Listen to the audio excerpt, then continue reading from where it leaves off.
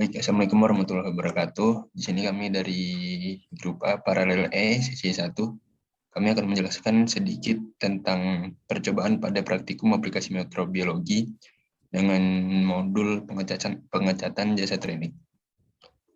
Pertama-tama, perkenalkan anggota dari kelompok kami, yaitu ada saya sendiri, Zastaful Haq, NPM 190310101019, dan partner saya. Ya, perkenalkan nama saya Rizky Aminullah, NPM 19031010180. Baik, yang pertama ada pengecatan jasa training. Sebagian besar mikroorganisme tidak berwarna, maka untuk dapat melakukan pengamatan di bawah mikroskop cahaya diperlukan perwarnaan mikroorganisme dengan pewarna tertentu. Pewarnaan mikroorganisme pada dasarnya adalah prosedur mewarnai mikroorganisme dengan zat warna yang dapat menonjolkan struktur tertentu dari mikroorganisme yang ingin diamati. Prinsip dasar teknik perwarnaan bakteri adalah adanya ikatan ion antara komponen seluler dari bakteri dengan senyawa aktif dari pewarnaan yang disebut kromogen. Terjadi ikatan ion karena adanya muatan listrik baik pada komponen seluler maupun pada pewarnaan. Berdasarkan adanya muatan ini, maka dapat dibedakan pewarna asam dan pewarna basa. Selanjutnya ada tujuan-tujuan pengecatan jasa training. Yang pertama, mempermudah melihat bentuk jasa training. Yang kedua, memperjelas ukuran dan bentuk jasa training. Yang ketiga, melihat struktur luar dan jika memungkinkan struktur dalam jasa training.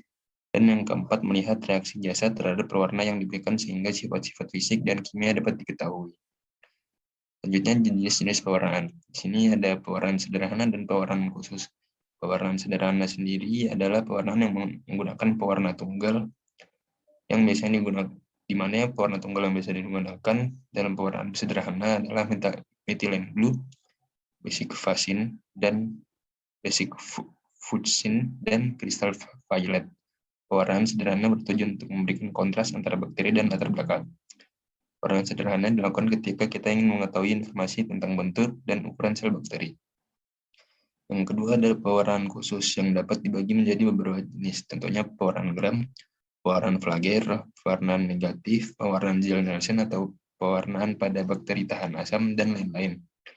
Pewarnaan khusus biasa dilakukan kepada jasa training dengan sifat-sifat tertentu. Selanjutnya ada reagen-reagen yang digunakan dalam pewarnaan jasa training. Yang pertama ada initial stain, di mana initial stain sendiri merupakan zat primer yang akan memberi warna mikroorganisme target. Yang kedua ada mordant, yaitu berfungsi untuk memfiksasi cat primer yang diserap di mikroorganisme target. Lalu ada decolorizer, yaitu bahan berfungsi untuk melunturkan cat yang sebelumnya. Selanjutnya ada counter stain, yaitu di mana dia berfungsi sebagai pemberi warna mikroorganisme non target. Selanjutnya akan dilanjutkan oleh teman saya.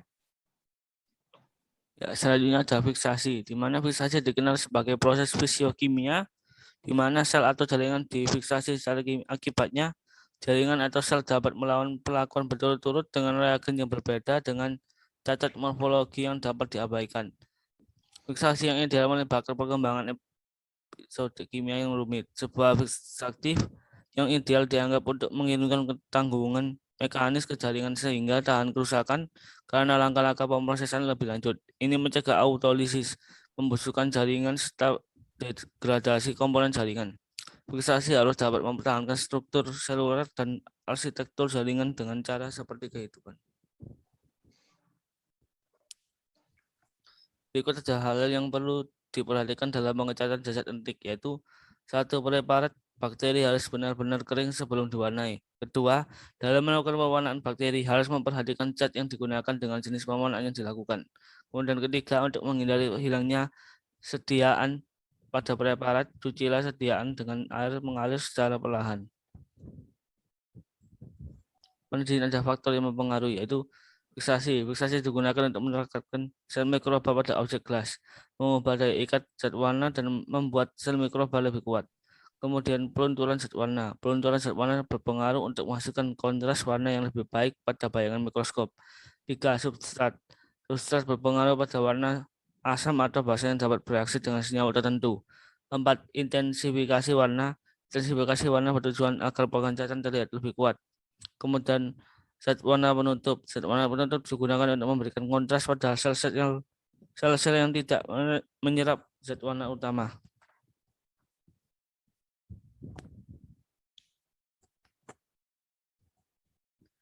Ya, di sini ada hasil pengamatan pada pengecatan zat secara mikroskopis, yaitu media yang digunakan yaitu sama, nutrien agar dan bahan yang digunakan juga sama yaitu yeast. Adapun metode yang digunakan yaitu 3, yaitu pengecatan sejalana, pengecatan gram, dan pengecatan gelination. Di mana pada pengecatan gram ini didapatkan gambar mikroskopis yaitu berbentuk kokos, adapun warna latarnya yaitu berwarna merah muda dan warna bakterinya yaitu berwarna ungu, yang dimana jika berwarna ungu maka bakteri yang digunakan yaitu termasuk gram positif. Kemudian pada hasil Nielsen di mana didapatkan hasil yaitu berbentuk kokos dan warna bakteri yang didapatkan yaitu berwarna biru, di mana bakteri tersebut tidak tahan terhadap asam.